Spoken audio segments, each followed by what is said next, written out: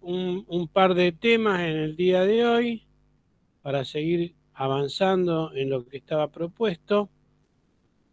Vamos a ver un poco lo que es el tema normalización, normas, especificaciones, reglamentos, y después lo que tiene que ver con ensayos de materiales, distintos equipamientos y dispositivos usados en los ensayos de materiales.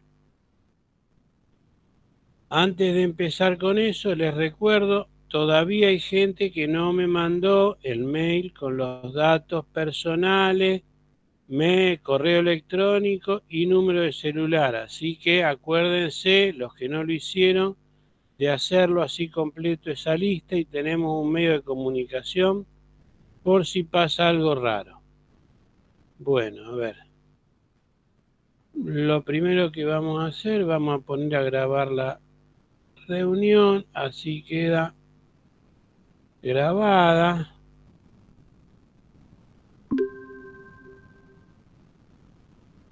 Y vamos a pasar a lo primero que vamos a ver en la tarde de hoy,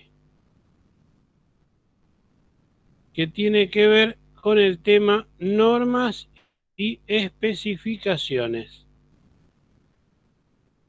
Vamos a hablar entonces de normas, especificaciones, reglamentos, y si bien todos estos términos están emparentados, en realidad no son exactamente lo mismo. A ver si vamos a empezar a compartir la pantalla. Acá una ventana, esta. ¿Ustedes pueden ver mi presentación? Sí, ahí se ve, profe. Bueno, está entrando más gente todavía.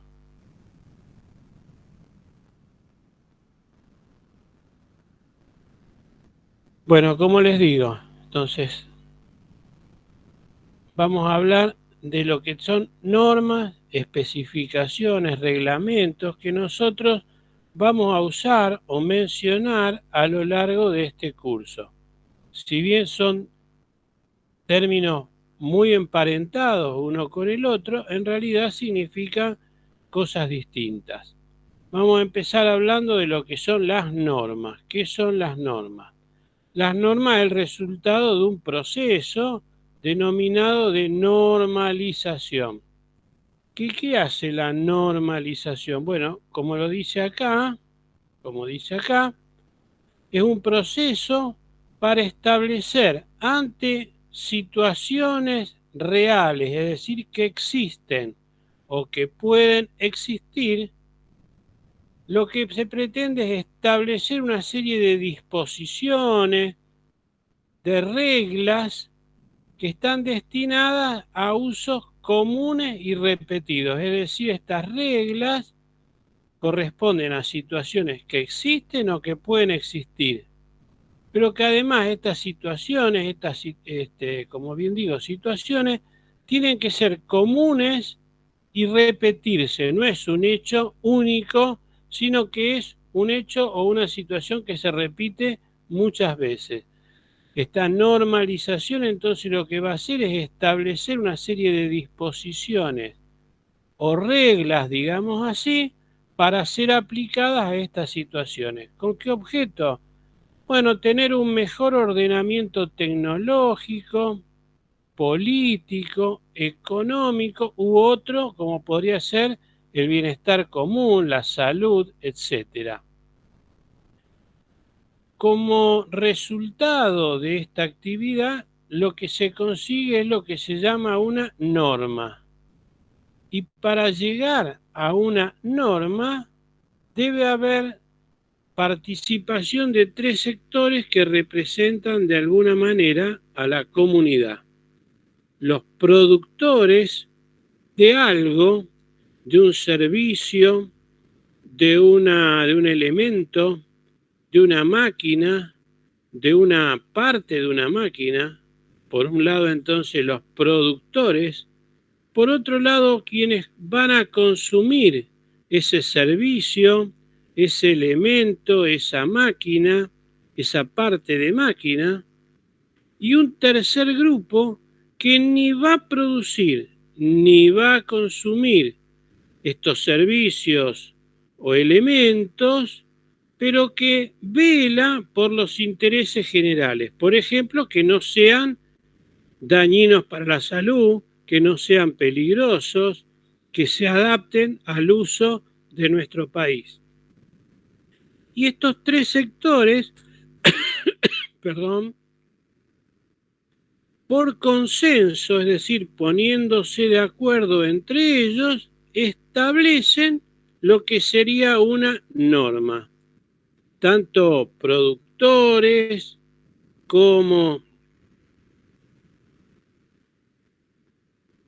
consumidores o los que representan los intereses generales se van a reunir, van a tener una serie de reuniones, cada uno va a aportar lo que sabe, su propia experiencia. Por ejemplo, los que producen un servicio o un elemento tienen experiencia de ya producirlo, de ya fabricarlo, de ya conocer cómo se hace y qué resultados da.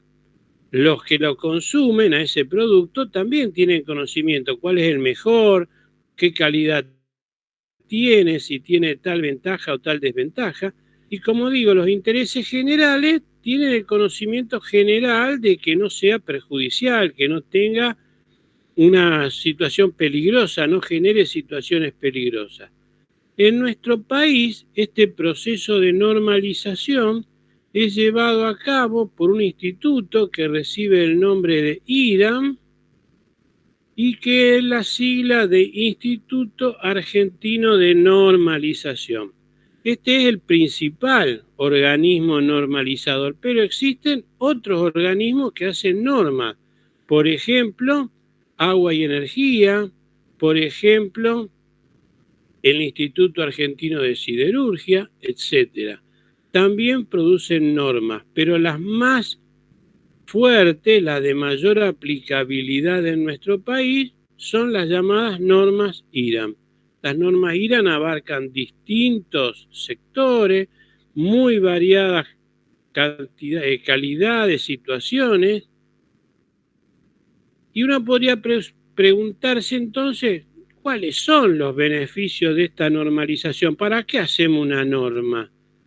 Bueno, se supone que una norma, tal como lo establece IRAM, provee múltiples beneficios. Por un lado, crean criterios mínimos operativos para un proceso, para un producto, para un servicio, es decir, establece lo mínimo que debiera tener.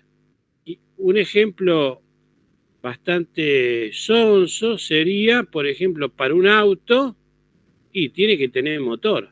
El criterio mínimo es que tenga algún tipo de motor, que tenga rueda, o sea, es un criterio mínimo. A partir de ahí, cualquier otra cosa.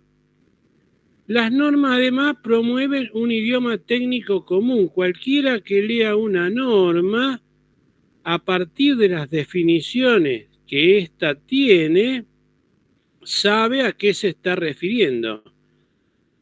Es decir, establece un nombre para determinados productos o servicios, pero acuérdense que tienen que ser comunes y repetidos. Un ejemplo podría ser el servicio de atención al consumidor de una empresa de telefonía. Bueno, eso que es una definición, tiene que decir es un servicio que va a responder por algún medio telefónico, correo electrónico, WhatsApp, a determinadas consultas, reclamos correspondientes a una empresa de telefonía. Si hay un idioma técnico común, después no podrá argumentarse que si yo le llamé a eso atención al consumidor, en realidad tenía otro fin. Esta definición lo que hace es promover un idioma técnico común. Favorece entonces la libre circulación de productos industriales, porque yo puedo comprar un producto fabricado en Jujuy a partir de su nombre y de sus características. Si yo compro un interruptor eléctrico de tales características, no me pueden mandar una empanada después. Esto favorece este idioma técnico común, que yo pueda comprar productos no solo fabricados en mi vecindad, en mi ciudad, sino en otras provincias e inclusive en otros países. Ya vamos a ver por qué. Esto fomenta la competitividad y nuevas tecnologías, porque yo tengo que fabricar un determinado producto que cumple con determinados criterios mínimos, pero puedo hacerlo de distintos colores, de distintas formas, más barato, y entonces esto fomenta la competitividad entre empresas, entre instituciones. También favorece el desarrollo de nuevas tecnologías para cumplir con esos criterios mínimos, por ejemplo, a partir de nuevos materiales, nuevas técnicas constructivas, etc. Promueve la racionalización en la producción, la satisfacción de los usuarios, la optimización de procesos y otorga seguridad a instaladores y consumidores, porque ambos saben que si está de acuerdo a una norma, cumple un criterio mínimo, un mínimo de calidad seguro tiene. Y las normas además ayudan a seleccionar productos más aptos para un determinado objetivo. Si un producto está bajo norma y otro de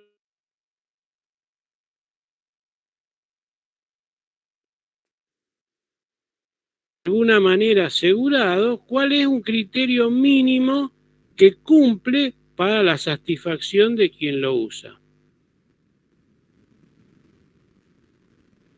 Hay normas prácticamente en todos los ámbitos. Acá están nombrados algunos: alimentos, ambiente, combustible, un campo de construcciones, que es un poco el que más nos interesa a nosotros, de eficiencia energética, de todo lo que tiene que ver con electrotecnia, energía, gestión de la calidad. Son comunes las normas IRAM, ISO, ahora vamos a explicar qué quiere decir esto, 9000, la norma ISO 9000, que IRAM las hace propias. Normas sobre química, sobre mecánica, sobre productos metalúrgicos y siderúrgicos, es decir, productos de metal, responsabilidad social, salud, seguridad, más modernas sobre tecnología de la información, forma de encriptar, forma de evitar el robo de identidades en la información, etc. Esto establece criterios mínimos que debe cumplir, por ejemplo, un programa de correo electrónico. Y hay más campos de aplicación, yo solamente estoy enumerando los más comunes. A nosotros, ¿cuáles son las intereses? Nos interesan más, y aquellas normas que tienen que ver con las construcciones, con la mecánica y con la metalurgia y la siderurgia. Bueno, dicho esto, vamos a ver un poco de definiciones que la misma IRAM hace respecto a una norma. ¿Qué es una norma? Bueno, esta es la definición que da IRAM. Es un documento establecido por consenso, es decir, por acuerdo de estas tres grupos de personas que se reúnen, y que ese documento es posteriormente aprobado por un organismo reconocido, por ejemplo, IRAM, estableciendo para usos comunes y repetidos. Insisto en esto, tienen que ser usos comunes y repetidos. No son normas aplicables a una cosa que ocurre una sola vez, que no se repite, que no es común utilizarla. ¿Y qué establece la norma? Reglas, criterios, características para esas actividades o los resultados de esa actividad. Si es un producto, por ejemplo, de manera de obtener un nivel óptimo de ordenamiento en un contexto económico, social, político determinado. ¿Qué quiere decir que hay consenso? Que hay un acuerdo general.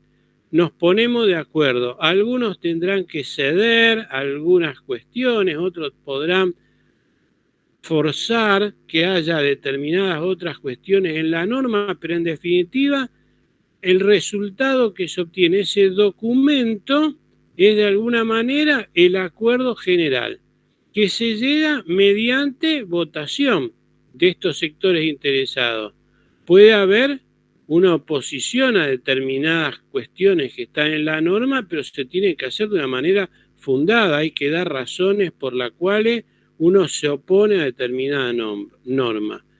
No implica unanimidad ese acuerdo puede ser adoptado por mayoría, no necesariamente tiene que ser unánime, y esta norma termina siendo un documento público que puede ser consultada, referenciada, puedo hacer mención en un contrato, por ejemplo, a una norma. Yo puedo, por ejemplo, querer comprar un lavarropa, pero me pongo en que ese lavarropa tiene que cumplir con una determinada norma IRAM respecto a la eficiencia energética. Hoy habrán visto muchos aparatos, aires acondicionados, heladeras, lavarropa, tienen pegada una escala que habla de la eficiencia energética, cuánto consumen para el trabajo que tienen que hacer. Bueno, se supone que esa eficiencia energética se calcula, se determina siguiendo una norma y a eso le corresponde una letra, eficiencia A, eficiencia B, eficiencia C. La aplicación de la norma es voluntaria. Yo fabrico lavarropa, no le pongo nada. Mis lavarropas los fabrico como yo quiero, no cumplen ninguna norma energética o no sé si la cumplen o no. La ignoro yo la norma, yo puedo hacer eso. Quien lo compre ese lavarropa sabe que no le estamos asegurando que cumpla los criterios mínimos que establece la norma. Si bien es voluntaria, yo puedo establecer un reglamento, o como vamos a ver más adelante, una especificación, donde hago mención a una norma y ahí se convierte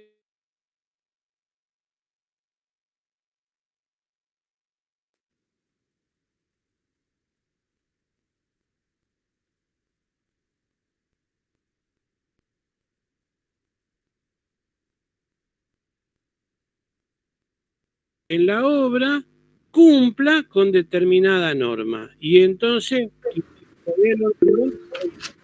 a tener esa norma.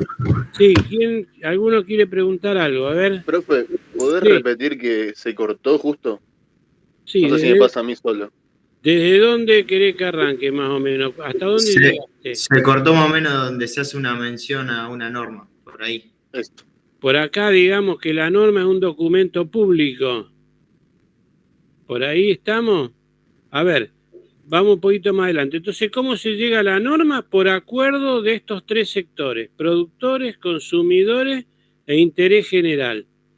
Estos tres grupos se reúnen, discuten, acuerdan y terminan votando en algunos casos, porque no implica unanimidad de criterios, un documento que es la norma.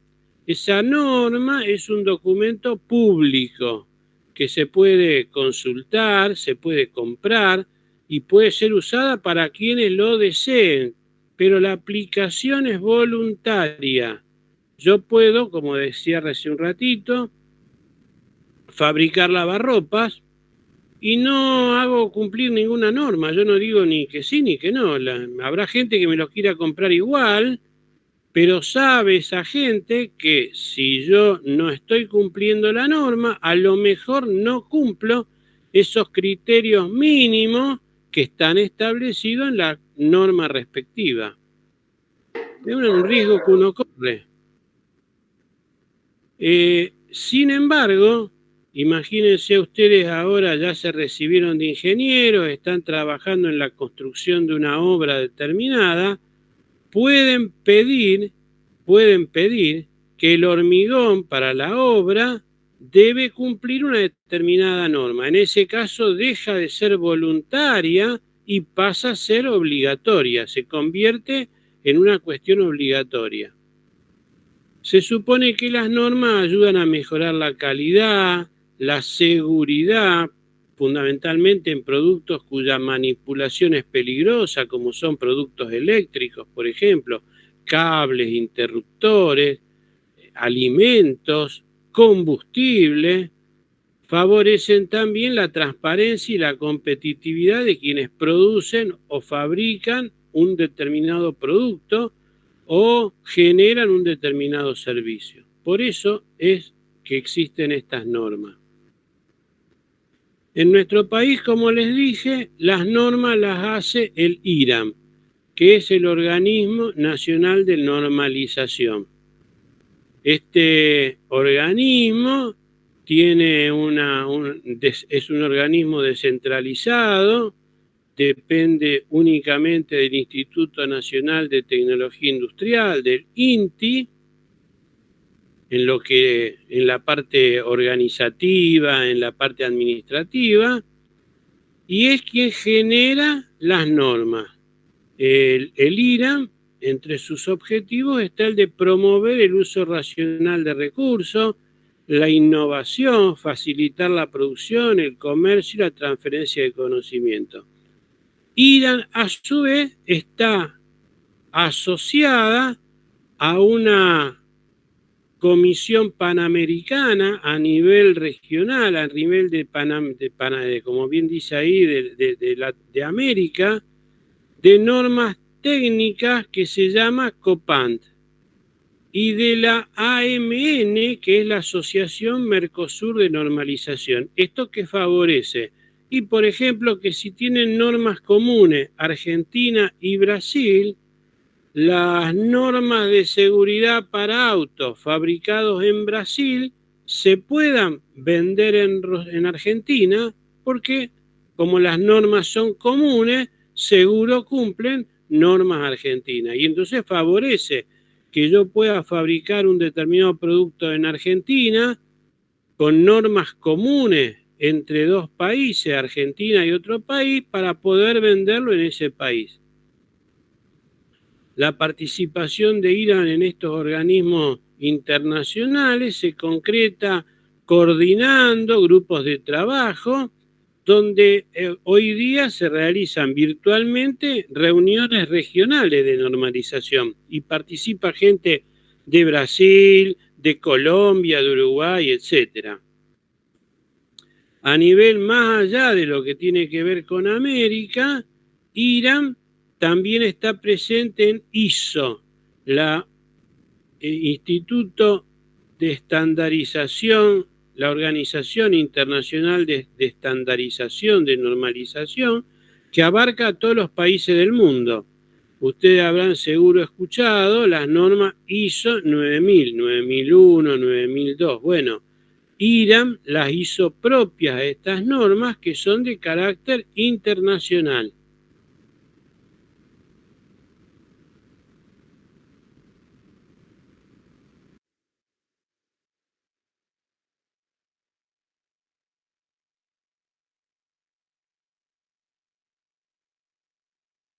Les dije, participan estos tres sectores: los productores de un determinado producto o servicio, los que consumen ese producto o servicio, y otro tercer grupo que es encargado de velar por el interés general, el bien común.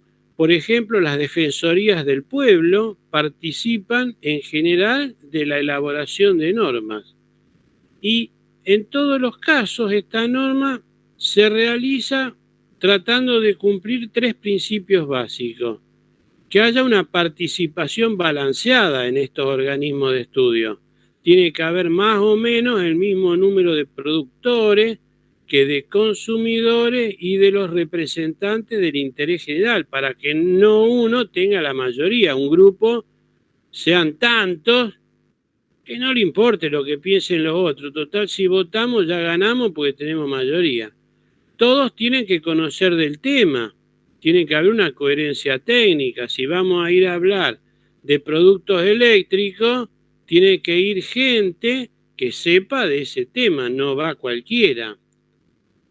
Como digo, hay consenso, nos tenemos que poner de acuerdo y se supone que todos vamos en un ambiente de transparencia, ninguno va con un interés oculto, una cuestión rara, todo se supone de esta manera. Antes de que un proyecto de norma se convierta en una norma, lo considera un comité general que está dentro del mismo IRAM, pero que es independiente de los organismos de estudio, que se encarga de mirar que la norma en forma integral cumpla con un criterio de redacción común, no tenga cuestiones ni políticas, ni religiosas, ni de género. Busca que la norma integralmente no afecte cuestiones que van más allá del producto o servicio que está siendo normalizado. Y para hacerlo hay toda una serie de etapas. Una primera etapa es que alguien que fabrica o consume un producto o un servicio va a IRAM, pregunta si hay una norma de determinada cosa, y IRAM le dice no existe esa norma, no tenemos norma de eso que usted pregunta. Bueno, entonces voy a solicitar que se haga una norma al respecto. Invento, esto vamos a hacer un ejemplo para que se entienda. Hay normas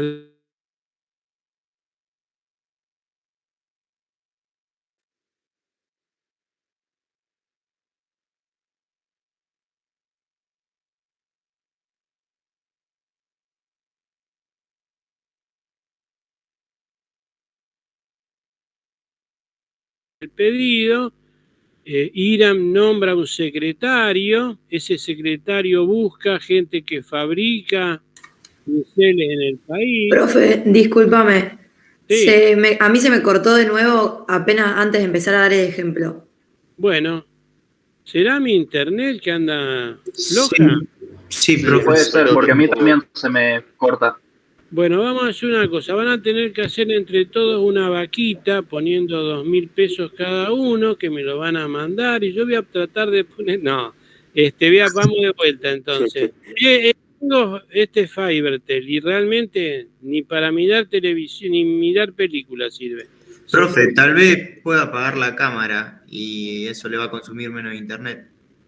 Pero me gusta que me vean, porque por ahí muevo las manos o hago alguna cosa, así que mientras funcione, si tengo que repetir no hay problema, vamos de vuelta. Está bien. ¿Cómo se hace una norma? Bueno, primero hay que solicitarla. Para esto vamos a hacer un ejemplo. Imagínense que yo soy un fabricante de pinceles, voy a IRAM y pregunto, ¿hay alguna norma de pinceles para pintar?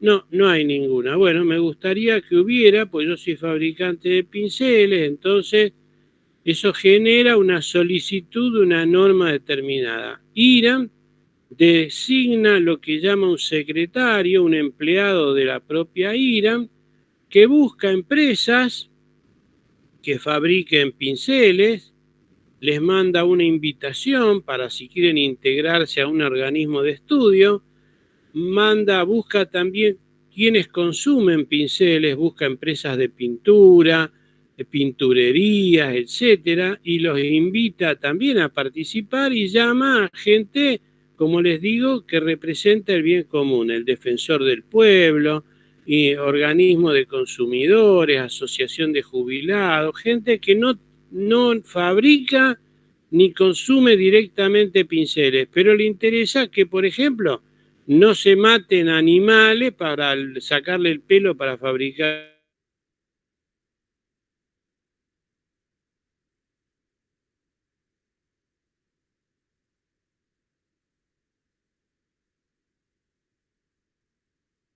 Además, práctico, un copy-pegue llega a un primer borrador que se denomina esquema de norma.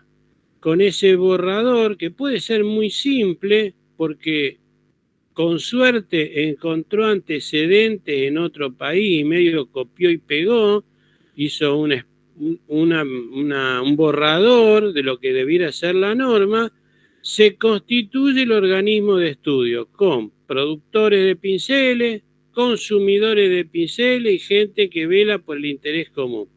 Y esta gente se reúne, hoy día lo hace virtualmente, en otra época se reunían en Buenos Aires, es todo gratuito, no hay plata de por medio, cada uno va y se paga su viaje, se paga la estadía, lo que tenga que hacer, se reúnen en general 1 o 2 veces por mes este organismo de estudio, discute este borrador que se preparó y le van agregando cosas, le quitan, no, ahí tendría que decir que el pelo tiene que ser pelo sintético para que no afectemos animales, bueno, entonces agregan este tipo de cosas y a este esquema de discusión se lo hace circular entre los miembros del organismo tantas veces como sea necesaria, tantas reuniones como sea necesaria, hasta que se llega a un documento que estamos todos de acuerdo. Esta debiera ser la norma de pinceles.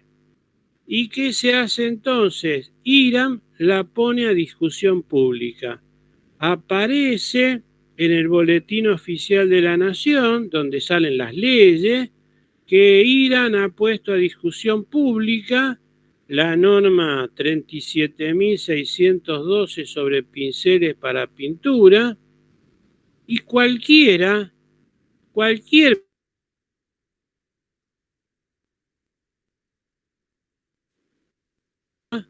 y hacer observaciones, críticas, agregarle cosas, sin ser ni los que fabrican, ni los que consumen, ni los que representan el interés común. Cualquiera puede hacerlo. En general, no hay mucha gente interesada en hacer eso, salvo que tenga algún interés particular en la norma. Y esa discusión pública dura durante un periodo determinado. Eso va a estar a discusión pública, por ejemplo, hasta el 15 de octubre. El 15 de octubre se cerró la discusión pública.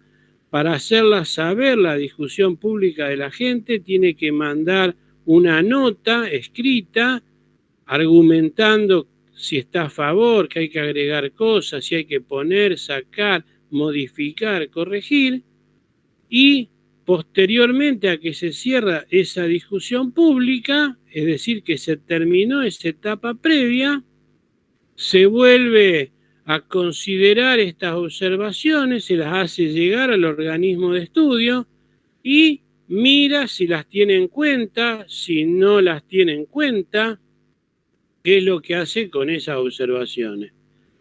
Y si las tiene en cuenta, corrige, modifica y demás, termina ya con un borrador final que ya se llama proyecto de norma. Ese proyecto de norma es casi la versión final. Imagínense ustedes un trabajo práctico, lo discutieron entre ustedes, algunos le agregaron una figura, otro le sacó, le puso, corrigió los acentos, etc. Y una vez que ya todos nos pusimos de acuerdo que estaba listo, ese es el trabajo práctico final. Acá esto se llama el proyecto. Y ese proyecto va a parar al Comité General de Normas. Este Comité General de Normas, como les digo, verifica los criterios generales. En el caso del trabajo práctico, y que esté en una hoja 4, que tenga determinados márgenes, que se use determinado tipo de letra, que no se haya cuestiones agraviantes para sectores políticos, religiosos, de género. Eso es lo que revisa este Comité General de Normas, y si eso se cumple, le pone un número y a partir de ahí hay una norma IRAM. Y los fabricantes de pinceles podrán fabricar sus pinceles poniéndole un cartelito que dice cumple con la norma IRAM tal, o un sellito que dice IRAM número tal. Los que compran pinceles y van a la pinturería le dirán, mirá, tengo marca Truchín, que no cumple con la norma y tengo este otro que se llama Pelo Verde, fabricado en Rosario, que cumple con norma. Este vale 5, este vale 20, vos decidís cuál querés. Y uno puede decidir si compra uno u otro. En principio, aquel que cumple la norma sabe que tiene unos criterios mínimos de calidad. Y esta es la forma en que se produce una norma. Hay normas de todo tipo y participar en estos comités, yo participo hoy día en 2 de estos comités por ser docente de la facultad, trabajar en la facultad. Es todo gratis, no me pagan nada, ni la facultad, ni IRAM, me lo tengo que costear yo. Hoy día es virtual, así que no hay mucho gasto. Me permite saber qué normas existen, qué normas hay en estudio. Puedo influir en la definición del contenido de futuras normas porque mi actividad profesional o de investigación o lo que fuera me permite decir, no, hay que ir a hacer una norma de tal cosa. Me permite adaptar productos a futuras normas, estar informado sobre las tendencias que tiene un determinado sector que tiene que ver con la producción de un producto o un servicio, conocer cómo están las normas a nivel internacional y de alguna manera en mi caso cumplir con una tarea que tengo que cumplir como docente, es decir, tengo que llenar que esta participación, si bien no es obligatoria para todo el mundo, en la categoría de mi cargo tengo que hacerla. Como les digo, es voluntaria y como me gusta la hago. Hay normas de varios tipos, 4 tipos en principio. Normas de terminología solamente definen cosas a partir de definiciones explicativas, fotos, figuras, ejemplos, es decir, norma de terminología. Cuando hablamos de un puerto USB, es un puerto de comunicaciones que tiene tal característica, tal velocidad, tales dimensiones, etcétera, etcétera. ¿Eso qué me permite? Que si yo compro algo que dice compatible USB, sé que va a entrar en el puerto USB de la computadora, no me van a dar otra cosa, no me van a dar un ladrillo. Eso es lo que tiene que ver con normas de terminología. Hay normas de servicio que especifican cuáles requisitos mínimos debe satisfacer un servicio para garantizar su aptitud.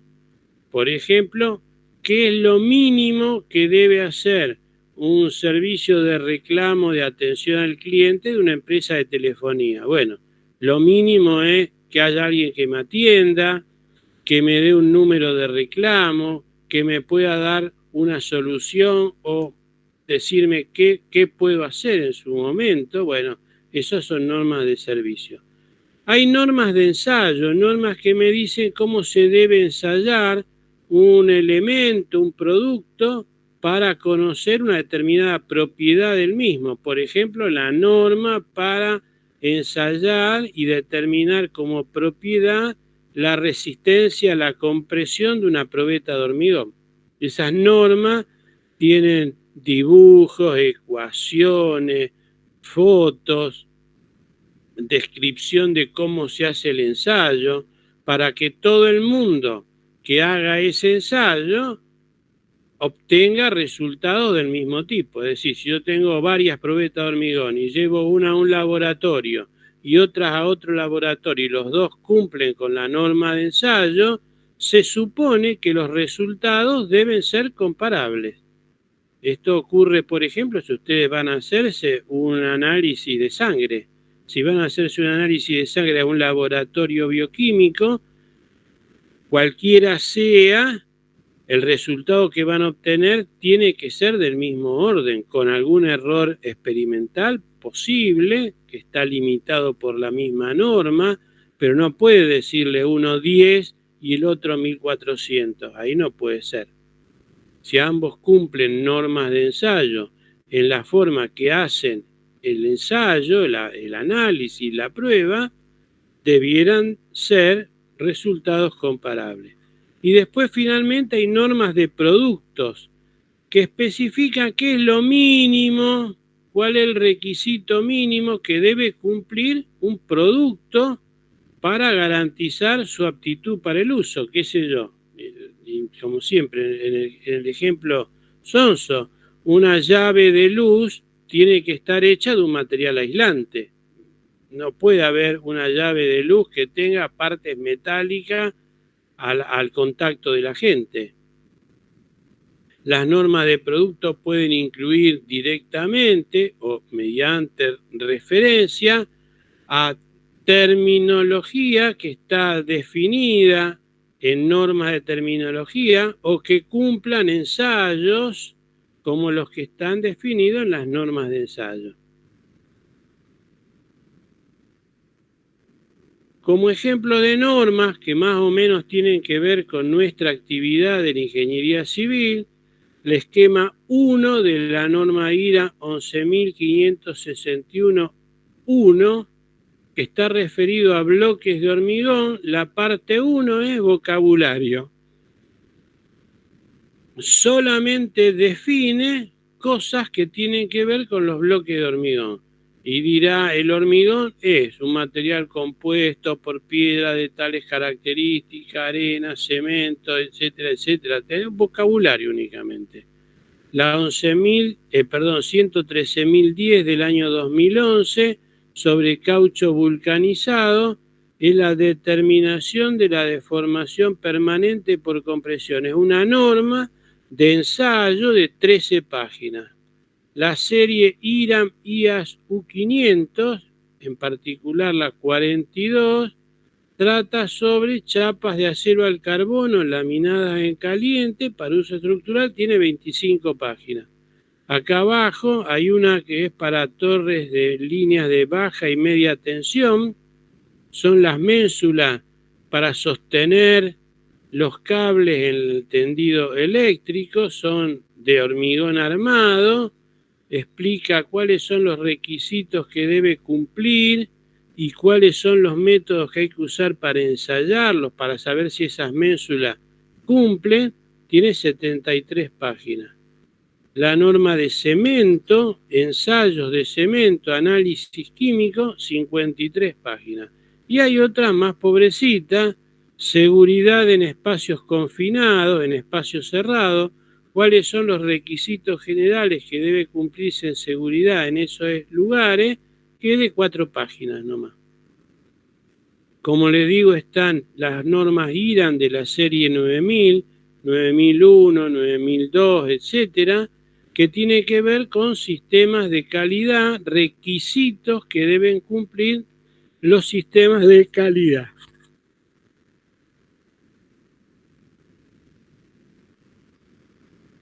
Bueno, ¿qué estructura tiene una norma? Por ejemplo, una norma de ensayo. Bueno, tiene un título general, por ejemplo, se va a referir a productos de acero, un título particular y una designación, un número, método de ensayo de tracción, IRAM IAS U500-102.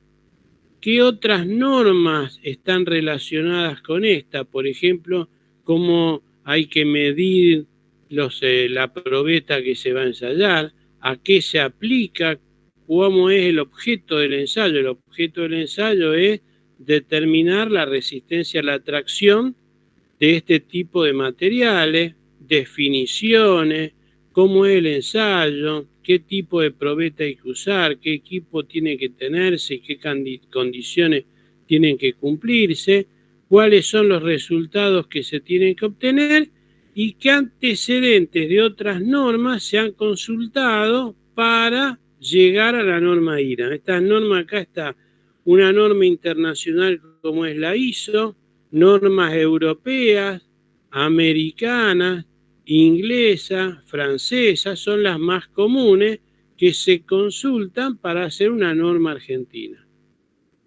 Y esto es la estructura general que tiene una norma de ensayo para el ensayo, por ejemplo, en este caso, de tracción de productos de acero.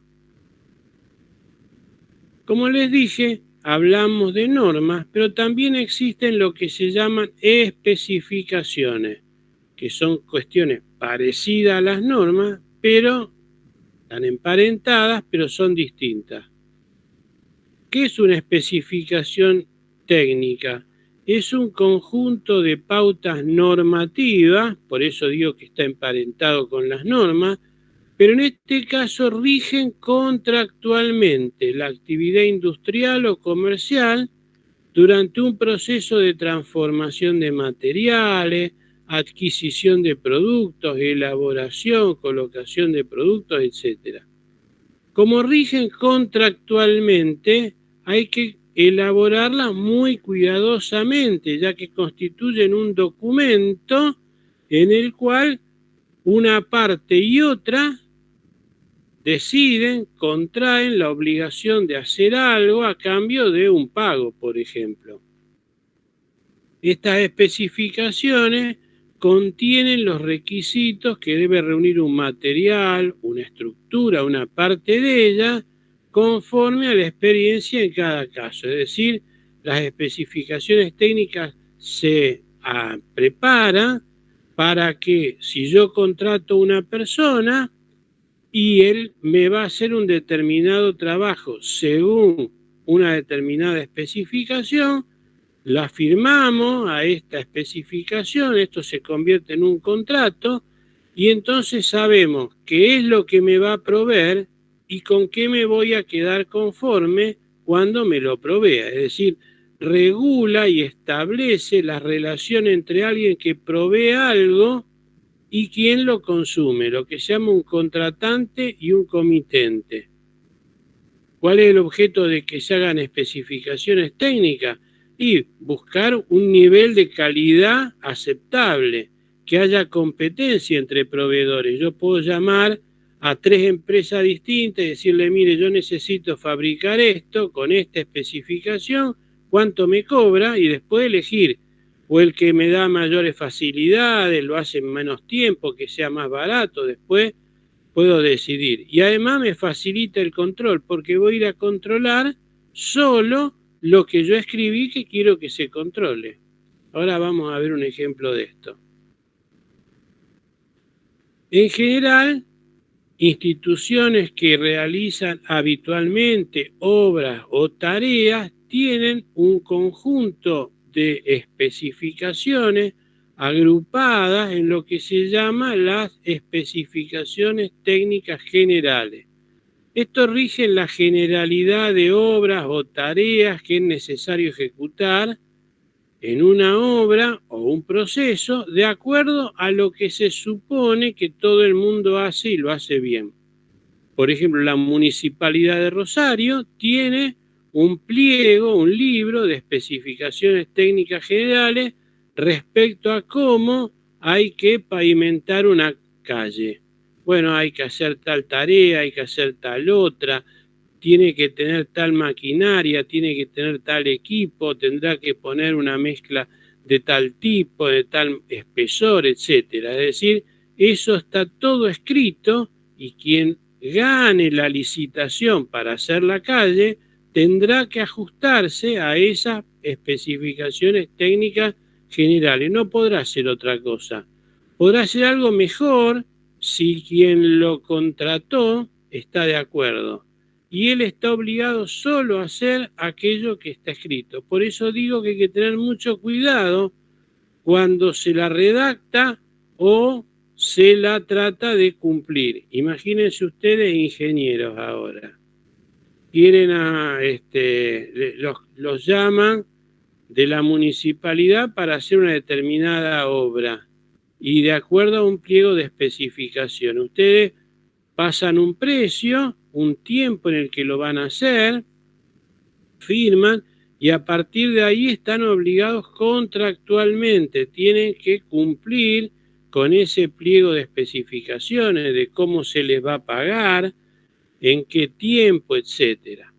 Cuando se trata de cuestiones más específicas, que no son las generales, como podría ser pavimentar una calle, sino que vamos a hacer una cuestión más particular, se establecen especificaciones excepcionales con modificaciones, cambios, etcétera, y se las especifica individualmente. En general, todas estas especificaciones que tienen que ver con una obra, con un servicio, se las agrupa en un libro que se denomina pliego de especificaciones. ¿Y quiénes especifican? Y un montón de gente especifica. Entidades públicas, la Dirección Nacional de Vialidad cuando hace una ruta, la Dirección de Hidráulica cuando hace un acueducto, la Municipalidad de Rosario cuando decide remodelar una plaza, pavimentar una calle, la Dirección de Arquitectura de la Municipalidad cuando decide poner un determinado mobiliario en las plazas. Puede haber entes particulares, por ejemplo, Carrefour. Carrefour tiene una serie, un pliego de especificaciones para lo que tiene que ver con la construcción, el mantenimiento de su supermercado. Si yo me contrato el Carrefour para arreglar el piso del supermercado, tengo que hacerlo de acuerdo a lo que establece esa especificación. Pero hay otros entes particulares que establecen especificaciones, qué sé yo. Un club puede establecer especificaciones técnicas para la construcción de una pileta de natación o de una cancha de hockey, lo que fuera. O sea, uno puede escribir todo lo que quiera de ese trabajo para que quien lo vaya a hacer lo firme y nos pongamos de acuerdo en cuánto tiempo lo va a hacer, de qué forma lo va a hacer, cuánto va a costar, etcétera, etcétera. ¿Qué estructura general tiene una especificación? Y parecida a una norma, con la diferencia, insisto, que acá hay obligatoriedad. Mientras que la norma yo la podía o no cumplir, si me aplican una especificación estoy obligado a cumplirla. Un título podría ser, por ejemplo, de una especificación, hormigones de cemento Portland para base. Empezará describiendo qué es el producto, la tarea que hay que realizar o proveer, que en general se lo denomina ítem a eso. ¿Qué equipos hay que utilizar para poder fabricar este hormigón de bases? ¿Qué tipo de material? ¿Qué calidad? ¿Qué normas de ensayo le voy a aplicar para saber que esa calidad se está cumpliendo? ¿Cómo va a dosificar y qué valores son los requeridos que tengo que cumplir? ¿Qué propiedades tiene que tener ese hormigón? ¿Cómo se va a construir? ¿Cómo se va a elaborar? ¿Cómo lo voy a recibir?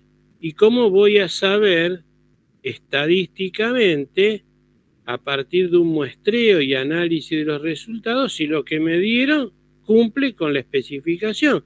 Yo no puedo ir a romper, imaginemos que compro hormigón para fabricar 10 bases de un edificio. ¿Cómo hago para saber que el hormigón que me dieron cumple? Y no puedo ensayar todo el hormigón porque me quedo sin hormigón para construir las bases. Entonces, ¿qué hago? Y de cada camión que llega, sacaré una cantidad pequeña, fabricaré probetas y las ensayaré de determinada manera, según lo que establezca la norma de ensayo, y si me dan resultados que yo considero aceptables, lo daré por bueno al resto del hormigón. Pero no puedo hacerle ensayo a todo el camión de hormigón, le hago a una porción. Ahí tendrá que estar establecido cómo se mide lo que se ejecutó, de qué manera se lo mide y cómo lo pago. Y puedo establecer lo que se llama descuentos. Bueno, no cumple exactamente con lo que yo quería. Puedo decirle a quien me lo provee yo, no, esto no cumple. Demolelo, hacelo de vuelta. O puedo decirlo, bueno, está bien, déjalo, pero en vez de pagarte 100, te voy a descontar el 10%, te lo voy a pagar solamente 90. Y esto debe estar en una especificación. ¿Qué descuento puedo llegar a aplicarle y hasta dónde? Profe. Sí, te escucho, dale. Una pregunta. La norma tenía que ser para casos repetidos comunes, o sea que la especificación no hace falta que sea así, o sea, puede No, ser para un caso no. específico. Las generales son para cosas que se repiten. Como te dije, por ejemplo, pavimentar una cuadra. Eso, la municipalidad todos los días pavimenta 2, 3, 5 cuadras, le aplica a todo eso la misma especificación. Pero ahora la municipalidad decide construir el monumento a Messi. Ese va a ser uno solo, no va a haber 30, 50 monumentos a Messi. Ahí hará una especificación particular para ese monumento. O sea que Bien. habrá una especificación que solamente será aplicable para ese caso, mientras que puede haber otras especificaciones que se aplican a cuestiones comunes y repetidas. ¿Se entiende? Bárbaro, gracias. Finalmente, parecido a las especificaciones están los reglamentos. Nosotros vamos a usar un reglamento específico que se llama CIRSOC. El CIRSOC es la sigla del Centro de Investigación de los Reglamentos Nacionales de Seguridad para las Obras Civiles, y un instituto que depende también del INTI, del Instituto Nacional de Tecnología Industrial. El reglamento establece reglas básicas para realizar una actividad. Si yo me voy un poquito más atrás, cuando decía acá que las especificaciones decían cómo debe ejecutarse una obra o proceso, de acuerdo a las reglas del arte.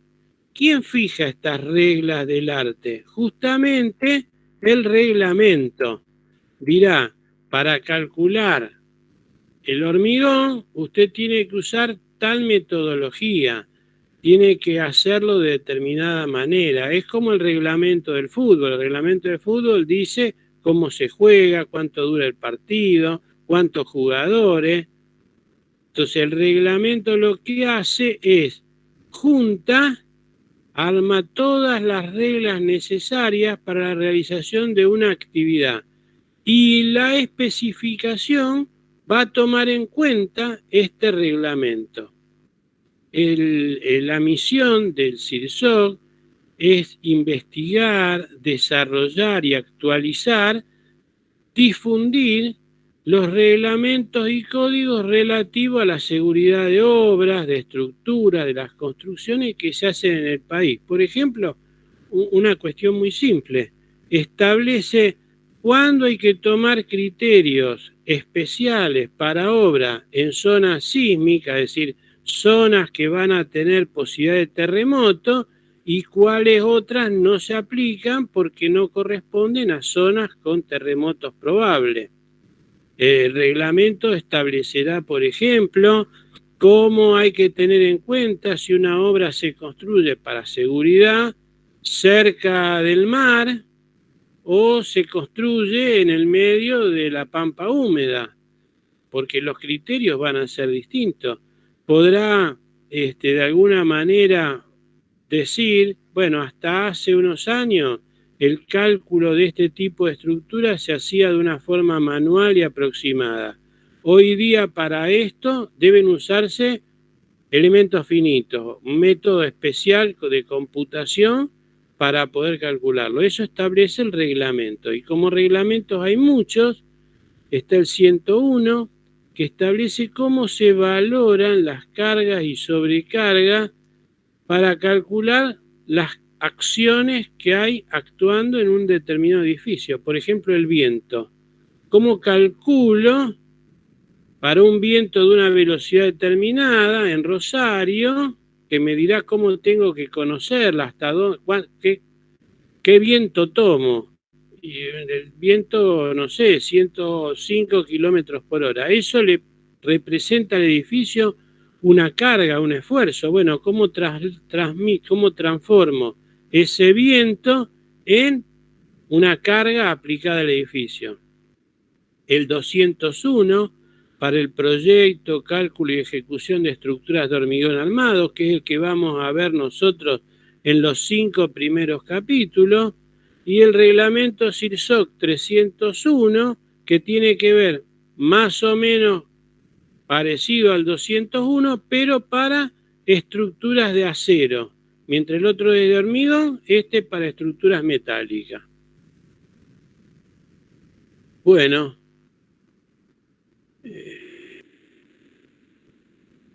llegamos acá al final de esta pequeña clase. Vamos a pasar a ver, vamos a dejar de compartir esto,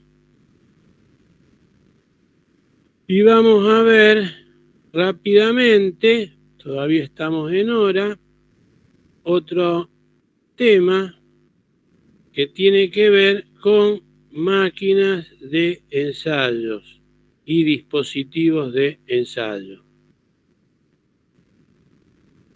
Vamos a tratar de hacer esto. Volvemos acá. Vamos a compartir una ventana que es esta. Están viendo esta que se llama 3 ensayos de materiales, tipos y equipamientos. Sí, profe. Sí, profe. Sí, profe. Sí. Bueno, entonces vamos a darle un ratito a esto. ¿Qué es lo que vamos a ver en esta parte? ¿Cómo se ensayan los materiales? Yo dije que nosotros debíamos considerarlo con un criterio ingenieril a los materiales respecto a para qué los podíamos usar. No nos interesaba tanto cómo estaban hechos los materiales, cómo estaban formados los átomos y demás, sino que nos interesaba qué aplicaciones útiles le podíamos dar a los materiales. Y en particular, para poder hacer eso, teníamos que conocer determinadas propiedades de los materiales. Para determinar las propiedades de materiales, el método más comúnmente usado es el de ensayarlo, hacer ensayos de materiales. Y para poder hacer estos ensayos de materiales hay que usar distintos equipamientos.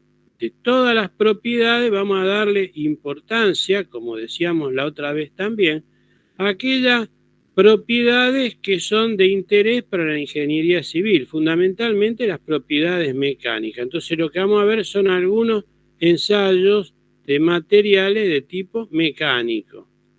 Entonces, pasando en limpio esto, las propiedades de los materiales pueden ser muy variadas, pero nosotros nos vamos a profundizar, vamos a enfocarnos a las propiedades mecánicas, porque nosotros vamos a elegir los materiales según en dónde los vayamos a usar y en qué condiciones vamos a usarlos. Para entrar un poquito en el tema propiedades mecánicas, imaginemos una barra de un material, si quieren pensar que esta barra es de acero, que una dimensión de esta barra, por ejemplo la longitud, predomina frente a las otras dos dimensiones, que en esa barra tiene una sección transversal que vamos a llamar A sub 0, y marcamos dos puntos separados, una distancia L0. En estas condiciones, nosotros aplicamos un par de fuerzas en la dirección de la máxima dimensión que tiene esta barra. Y bajo la acción de estas fuerzas, esta barra va a cambiar de forma, de tamaño, se va a alargar, decimos que sufre una deformación. Y a causa de esto, la distancia entre los puntos que marcamos, que antes estaba a la distancia L0, ahora está a una distancia mayor que llamamos L, y esta área transversal, que inicialmente era sub 0, ahora se ha achicado un poquito y se llama A. Con este criterio, en materiales, nosotros vamos a definir la tensión con un criterio totalmente tecnológico,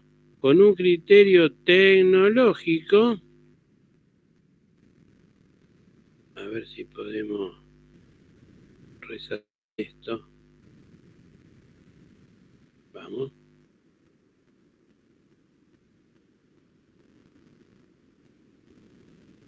Ahí estamos.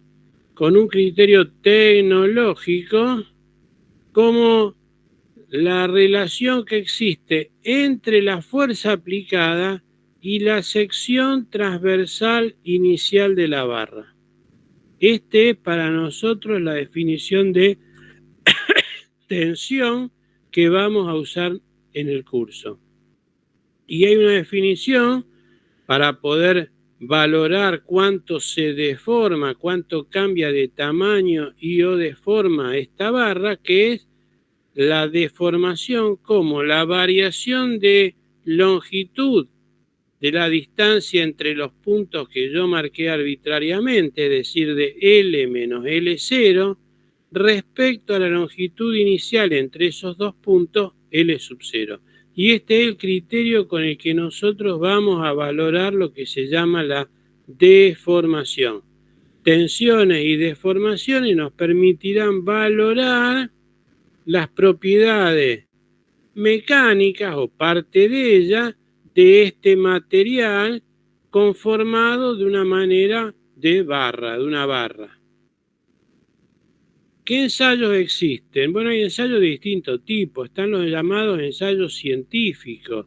Son ensayos, de mucha precisión, dedicados a experimentar o investigar propiedades de materiales y sirven para establecer las propiedades fundamentales de materiales, para verificarlas o bien para formular una teoría. Un material nuevo, por ejemplo, que hemos desarrollado, un laboratorio ha desarrollado un material nuevo, bueno, para determinar sus propiedades lleva adelante ensayos científicos. Son ensayos que tienen mucha precisión, equipamiento muy sofisticado, tienen objeto de investigar o experimentar. Otro grupo de ensayos son los llamados ensayos tecnológicos, que prevén el comportamiento de un material o de un elemento estructural adaptado al uso que tendrá. Tiene características de un ensayo explorativo en condiciones simplificadas. Por ejemplo, ¿cuál podría ser? Y si yo quiero saber cuán resistente es al desgaste una baldosa de vereda, una de esas baldosas de la vereda, podría tener una máquina donde esa baldosa la tengo quieta y sobre esa baldosa pasa un cepillo, por ejemplo, cargado de determinada manera y mido cuánto se desgasta esa baldosa. Es un ensayo que simula el desgaste que tendrá esa baldosa por el tránsito de personas. Bueno, puede haber otros ensayos tecnológicos. Y después están los ensayos de control.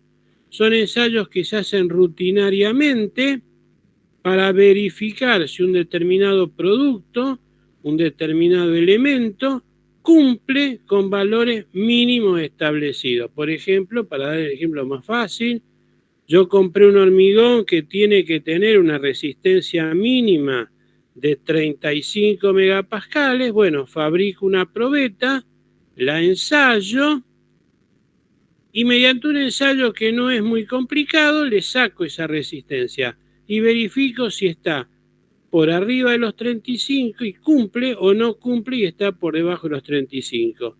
No tiene mucha importancia la precisión. Acá lo que importa es saber si cumple o no cumple, por lo que en general estos equipos, los de ensayos de control, son bastante menos sofisticados que los ensayos usados en forma científica. Tienen por objeto verificar propiedades conocidas dentro de rangos de aceptación. Verificar si lo que me da cumple con un valor establecido. Si cumple, lo doy por bueno. Hablamos de probeta. ¿Qué es una probeta? Bueno, es parte de un material que se muestrea convenientemente. Se obtiene una muestra de ese material. En el caso biológico, ustedes saben, por ejemplo, la muestra de sangre se obtiene con una jeringa, le pinchan la vena y le sacan sangre. En un análisis de orina llevan un frasquito que supone que esa muestra representa la totalidad de orina de ustedes. En el caso de los materiales puede ser un pedazo del material que tenga una forma establecida, en lo cual se llama una probeta calibrada, o puede ser un pedazo del material, un pedazo de una barra, un pedazo de alambre. Puede ser un elemento estructural completo, como puede ser en este caso una pared de ladrillo que tiene 1 metro por 1 metro y se ensaya de una determinada manera. Se supone que esa pared representa la totalidad de una pared más grande. Puede ser una estructura completa, como en este caso una viga apoyada, sometida a cargas a los tercios de su longitud. O sea que acá para hacer un ensayo se pueden hacer a distintos niveles, de una pequeña probeta hasta una estructura completa. Para hacer ensayos hay equipos muy variados, pero los más comunes son los que traccionan o los que comprimen. En el IMAE, si tenemos la posibilidad, vamos a hacer un par de visitas al IMAE, vamos a hacer ensayos con equipos de ensayo reales. Tenemos varios equipos de ensayo, de tracción y de compresión. En algunos casos pueden hacer cualquiera de esas cosas, una u otra con el mismo equipo. En el caso del ensayo de tracción, que es probablemente el más común, hay una base fija, una cabezal móvil. Cada uno de estos tiene una mordaza que toma firmemente a la probeta. La probeta esa es firmemente tomada por estas mordazas. Y algún dispositivo mecánico que ahora vamos a ver permite aplicarle fuerzas, es decir, estirarla a esta barra, y mediante un dispositivo que se pone más o menos en la parte central de la probeta, determinar cómo se va estirando, cuánto se va deformando esa probeta. Estos equipos de ensayo pueden ser operados de muy diferente manera, pueden ser controlados manualmente o tener una computadora asociada que hace el control automático.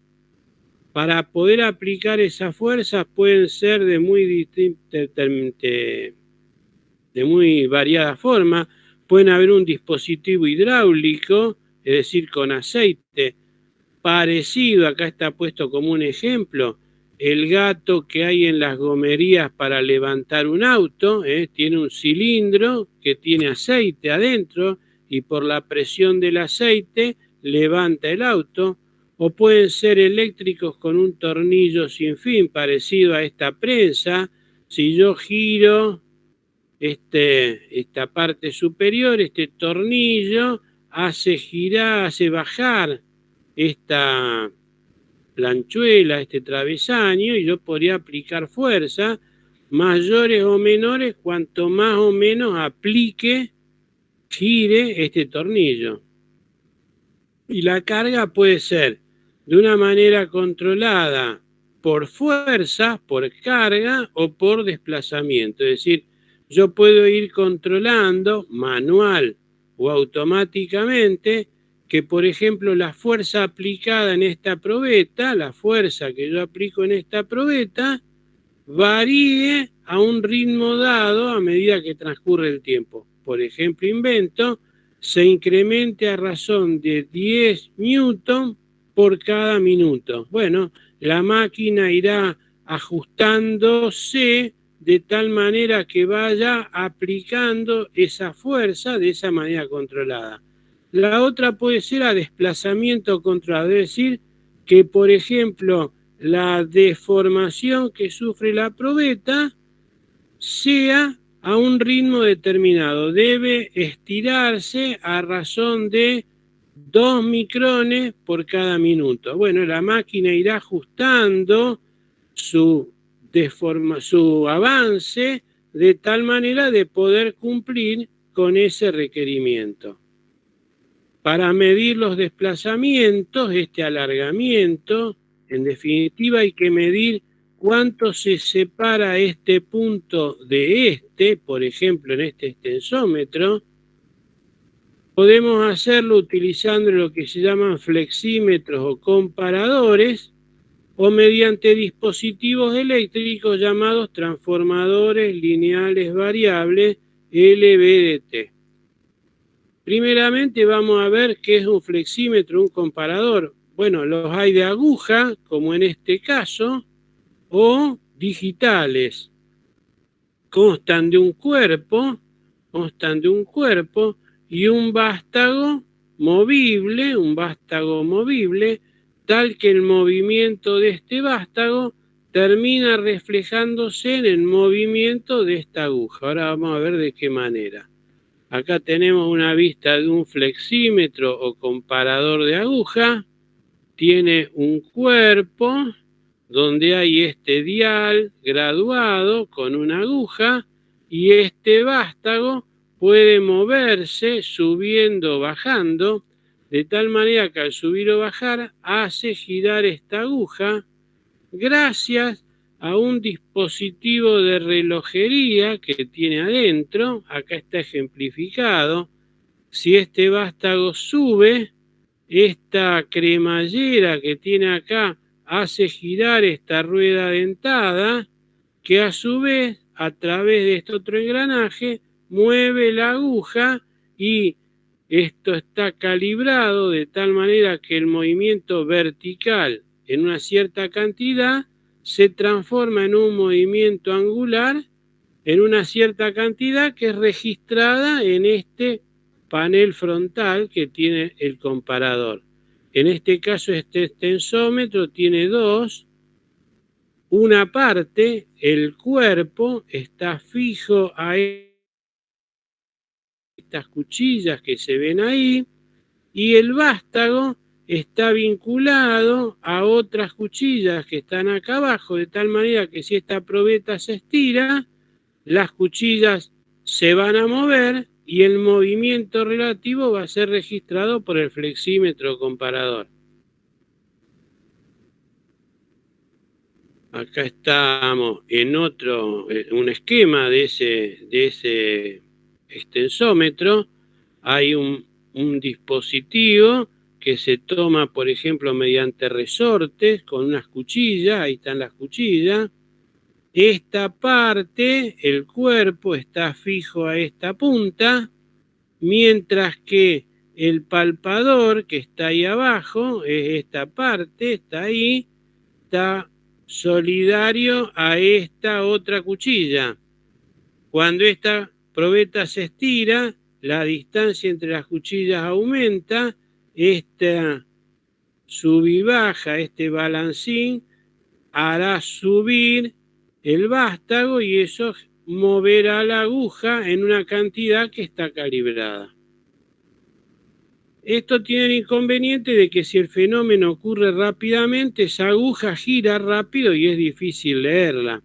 Por lo cual hoy día hay instrumentos eléctricos como este, LVDT, que quiere decir un transformador diferencial lineal variable en inglés, que es en definitiva un cuerpo, ahora vamos a verlo en detalle, dentro del cual se mueve este corazón, este núcleo, puede moverse para un lado o para otro. Es un dispositivo eléctrico parecido al transformador que ustedes tienen para cargar el celular. Dentro de esa fuentecita que enchufan hay un transformador que es un arco metálico con arrollamientos de cable, tal que una parte se denomina primario, formado por una cantidad de vueltas N de alambre de cobre, y un secundario que no está conectado eléctricamente, está solamente sobre el mismo marco metálico, se llama secundario y también está formado por una cantidad de vueltas de un cable, también un alambre muy fino de cobre. Si yo alimento a este primario con una tensión eléctrica, invento, de 220 voltios, cuando la enchufan en la pared, la tensión es 220 voltios, transforma esa tensión en un valor distinto que está vinculado según el número de vueltas que tiene ese alambre en el primario y en el secundario. Por ejemplo, si en el primario entran 220 volts y yo quiero que salgan 12 volts, la relación de las vueltas de alambre entre el primario y el secundario tendrá que ser la misma.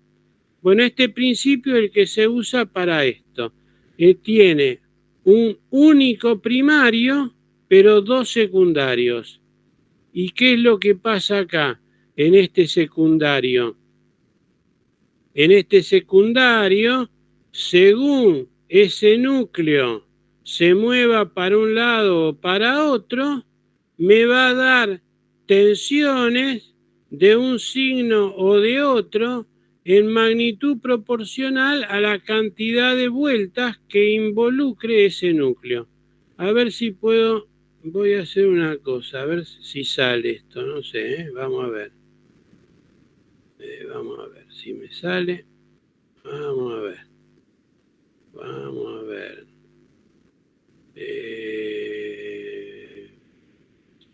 Siki, ¿dónde estamos acá? Bueno, ahí estamos. Acá tengo el primario, el secundario, que en realidad son dos secundarios. Y este es ese núcleo que tengo adentro.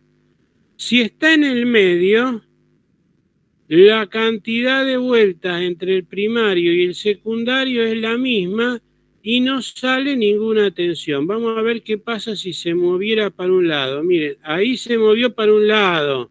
Al moverse para un lado, ganan las vueltas de este secundario verde, con lo cual la tensión que sale del lado verde es grande y la roja, que es el lado este, sale peticita, es como si se viniera para acá. Y cuanto más se mueva, más grande va a ser la tensión del verde. Vamos a ver qué pasa si va para el otro lado. Si va para el otro lado,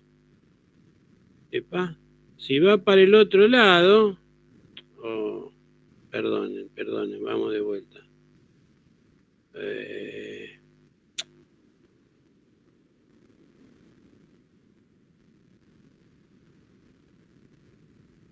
Ahí va para un lado y gana la verde. Si va para el otro lado, gana el azul. Entonces, dependiendo de cómo Profe, va... no está compartiendo. No está compartiendo, vamos de vuelta, perdónenme, se me fue.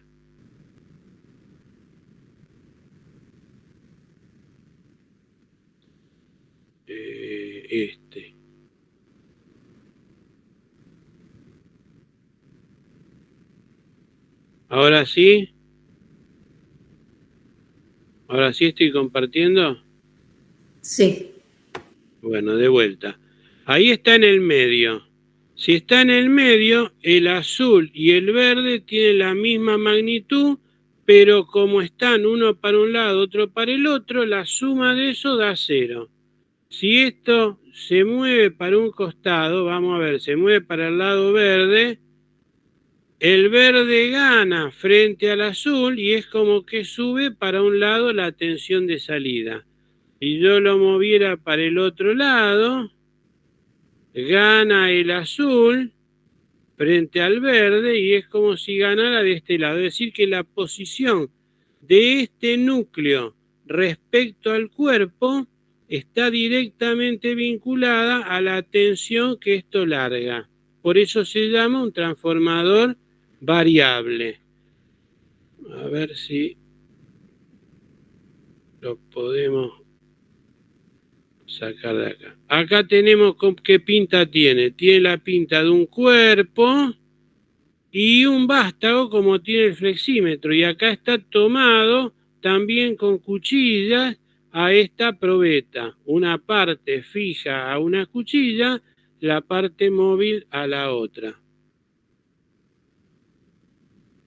Acá se la ve. A ver, vamos a verlo de vuelta. Si se mueve para un lado, ahí gana el verde frente al azul. Y si se mueve para el otro lado, gana el azul frente al verde. Y esto se pone, por ejemplo, en una probeta. Profe, no se está viendo el video. No Se ve que no se está viendo el video. No, está como presentada, ahí se movió, pero estaba como presentada. ¿Ahí se ve o no se ve esto? ¿Se ve la pantalla? No sé por qué se sale. Sí, se ve. Se ve. Sí, se ve. Estos transformadores, a ver si podemos volver para atrás y lo hacemos de vuelta. Si se mueve para un lado, ahí está hacia el lado verde. La tensión que larga el lado verde es mayor que la tensión que larga el lado azul. Entonces, mide, cuanto más se vaya para allá, mayor es la diferencia. Cuando se mueva para el otro lado, cuando se mueva para el otro lado, sí, no quiero eso, quiero que se frene nomás. Cuando se mueve para el otro lado, va a ganar el azul frente al verde. Y entonces, dependiendo de la posición... Ahí estás mostrando el video. ¿Eh?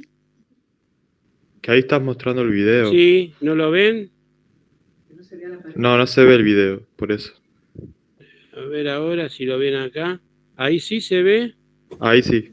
Ahí sí. Ahí sí. Bueno, dependiendo de dónde se mueva para un lado o para otro, respecto a los arrollamientos, las tensiones que larga es, ¿gana el azul o gana el verde? Entonces, en ese caso, según yo pueda medir esas tensiones con un instrumento eléctrico, puedo saber cuánto se ha movido la parte movible. Vamos a tratar. ¿Siguen viendo ustedes esto que estoy presentando? Sí, pero no se ve la diapositiva, se ve como la edición del PowerPoint. No se ve la diapositiva.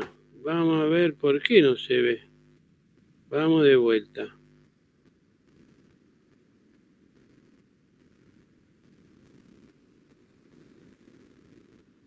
Aguántenme un poquito.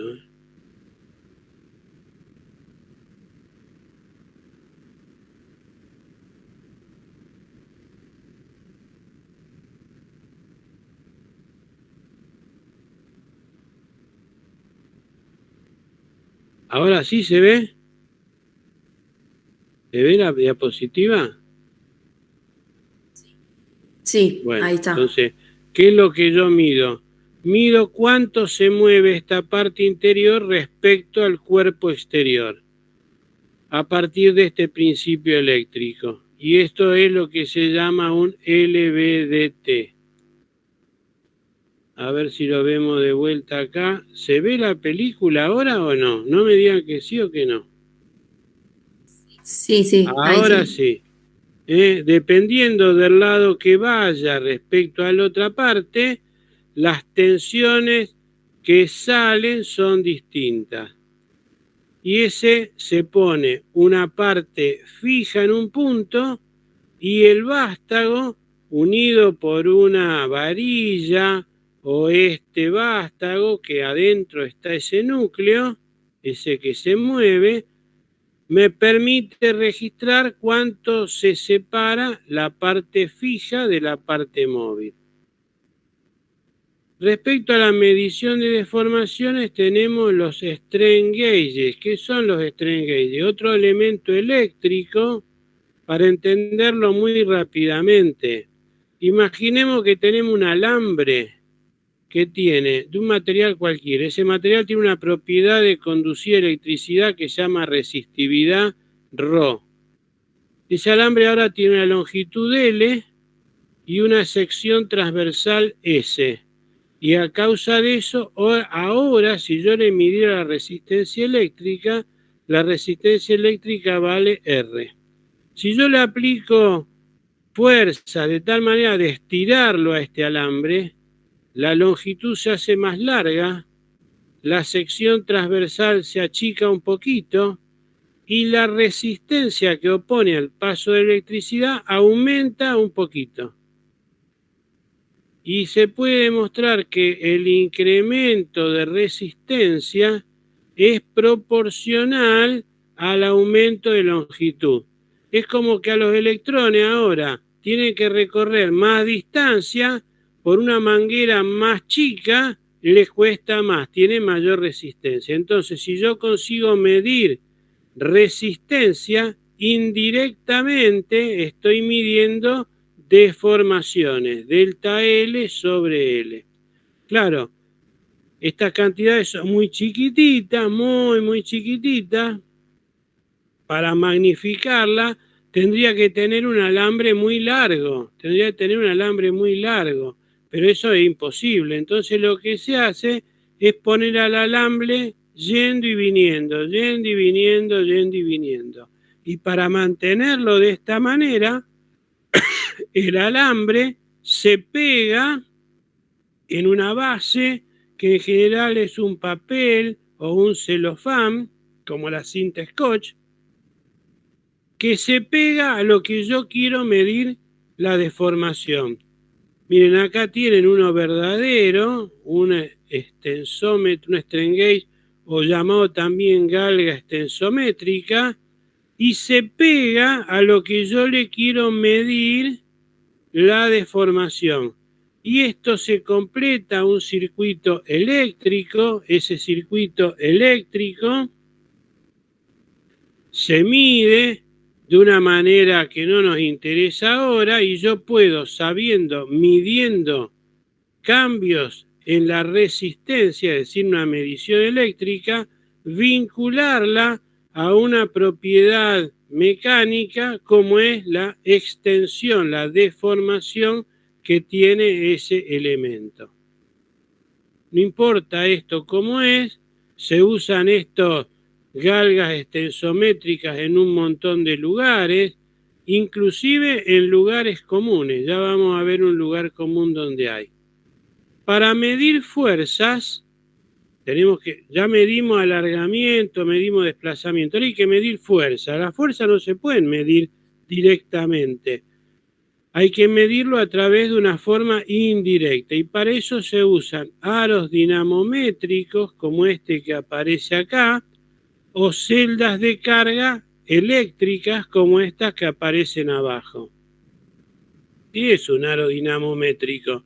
Es un aro de acero que en su interior tiene un extensómetro, un flexímetro o comparador, tal que en estas condiciones, sin ninguna fuerza aplicada, este aro tiene un diámetro de sub 1. Si yo le aplico una fuerza, se achata y ahora el diámetro pasa a ser de sub 2, tal que lo que se acható es proporcional a la fuerza aplicada. Si yo le aplico más fuerza, más se va a achatar, D2 va a ser más chico, la variación de diámetro va a ser más chico y yo puedo saber la fuerza. Entonces lo que se hace se lo calibra. Se le van aplicando fuerzas de valor conocido, por ejemplo pesas, y se va midiendo cuánto se va achatando este aro dinamométrico. Se calcula la constante, parecido a como ustedes hacían en física con la constante del resorte. Fíjense que esto es más o menos parecido. La fuerza aplicada es una constante que depende del material del aro, del diámetro del aro, del espesor que tiene el aro en los dos sentidos y de la variación de diámetro. Es decir, que uno tiene en definitiva un factor del aro que está expresado en kilonewton por centésimas de milímetro. Como tengo un comparador, puedo, cuando aplico una fuerza, saber cuánto se achata porque tengo este reloj en el medio que me mide la variación del diámetro, y entonces, usando esta ecuación, puedo saber cuál es la fuerza aplicada. Como les digo, esto tiene el inconveniente que si la fuerza varía rápidamente, esta aguja se mueve rápido y no se puede leer, para lo cual lo que se usan son celdas de carga muy variadas, pero que en definitiva estas celdas de carga son elementos metálicos que tienen pegados strain gauge. En este caso tiene 4 pegados, se los vincula a todos para tener mayor sensibilidad, y en este caso está una celda de carga que está empotrada en este extremo, y si yo aplico una fuerza, esto se va a deformar. Este strain gauge va a estar estirado, este otro va a estar comprimido, acá hay otro comprimido y acá hay uno tensionado, está estirado. Midiendo las variaciones de longitud y sabiendo que están conectados de una manera opuesta unos del otro, lo que se deforme esta barra va a ser proporcional a la fuerza que tengo acá. Esto que parece muy sofisticado lo tienen todas las balanzas electrónicas de la verdulería, de la fiambrería y demás. Tiene una celda de carga vinculada al platillo donde pone el fiambre o la verdura, y un circuito electrónico que no lo vemos, que transforma la deformación de estos strain gauge en un número que adecuadamente calibrado me dice cuál es la masa que he colocado arriba del platillo. Finalmente, para medir presiones se utilizan manómetros o celdas de presión. Estos manómetros en definitiva son un tubo achatado, doblado de una forma muy particular. Cuando uno le mete presión a ese tubo trata de enderezarse, y al enderezarse tira de un mecanismo de relojería vinculado a la aguja, y la aguja se mueve sobre un cuadrante calibrado. Este tubo, que es un tubo achatado, es parecido a esos juguetes que es una cinta de papel enrollada que uno sopla y cuando sopla se estira. Creo que se llama espantasuegra eso. Alguno lo habrá conocido, en algún cumpleaños lo debe haber regalado cuando se rompía la piñata. Soplando, dándole presión, este tubo trata de enderezarse, de estirarse, y el estiramiento es recogido por esta aguja que se mueve en este cuadrante calibrado. Como siempre, estos métodos, si esto ocurre rápidamente, la aguja se va a mover rápido. Hoy día hay métodos eléctricos, también usando un strain gauge. Hay una especie de vasija que tiene un diafragma en su parte superior. Vamos a ver una de estas. Esta es una. Acá adentro de este cilindro hay una tapita de una chapita metálica muy delgada, una forma de diafragma. Cuando yo le doy presión, este diafragma que inicialmente estaba recto, ahora se va a inflar. Al inflarse, este strain gauge se va a estirar y este circuito eléctrico va a mostrar cuánto se estira. Si la presión es mayor, más se va a estirar. Si la presión es menor, menos se va a estirar. Si no hay presión, el diafragma vuelve a quedar horizontal y entonces este medirá un valor nulo. y así se construyen las celdas de presión. Bueno, vamos a ver si volvemos para acá, detenemos la presentación y terminamos la clase de hoy, que ya estamos en hora.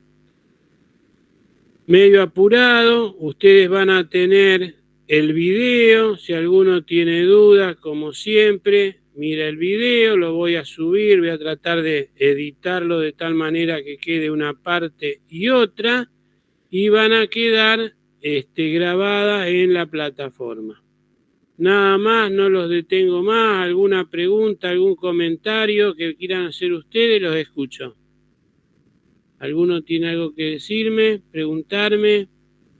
Les recuerdo que los que no lo hicieron tienen que todavía mandarme ese mail a mi dirección personal con nombre, apellido, correo electrónico que usen y un celular. Así cualquier cosa podemos comunicarnos.